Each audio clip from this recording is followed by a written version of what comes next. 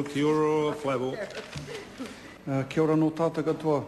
Mr Speaker, just a brief contribution to the discussions tonight. Many of the other points have already been raised by other members, but just in terms of clarification, as we know, the purpose of the bill is to modernise and simplify the road user charges system, a system which collects money from the users of diesel vehicles. And at the moment, road user charges are based on the distance travelled and the weight carried. So in order to find out what the impact might be, I sort of got in contact with a couple of Māori contractors for their opinion to see how they might be affected by the charges.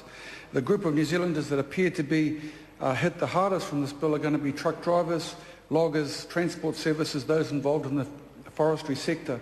And within that group, Māori comprise about 22%, a massive 22%, if you like, of the total truckie workforce, some 6,240 people. One of those people that we got in contact with, John by name, he said, I drive a 23-tonner which has a 27-tonne maximum. I'd be paying for 27 when I'm only using 23. That's not good. In fact, he was very clear. He said, I don't support it at all. With the cost of fuel going up, we can't afford to be paying more for road user charges as well. On the other hand, there was Don. Don said the devil is always in the detail, but because most logging trucks have on-board scales and are loading to the legal limit every load, the charging in bands rather than a specific tonnage shouldn't have any effect. So what's the judgment call, John or Don? Well, at this stage, what we know is that we need to sort of hang out a little bit more for some conclusion to that debate. At this stage, we know that this bill is about cleaning up the administration of the antiquated road user charges system, and in some senses, the bill is a pure administrative tidy-up.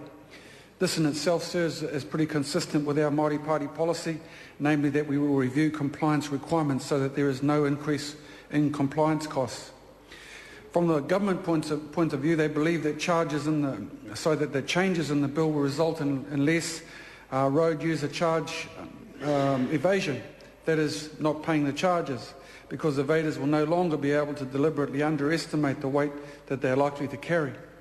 Evasion, if you didn't know, around road user charges is conservatively estimated at around $30 million a year for heavy vehicles alone.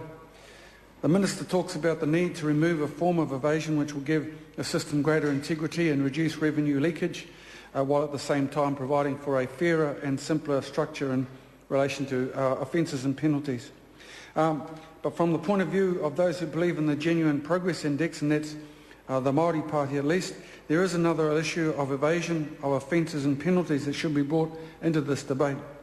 And that's the fact that in the 81 pages of the bill, there is not one single mention of the environment, despite this being in effect a tax bill for diesel.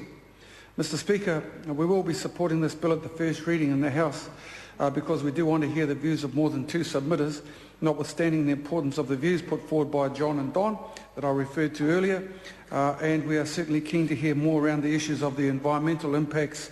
And to this end, we look forward to the debate in front of the Select Committee. Māori Party is willing to support this bill at first reading.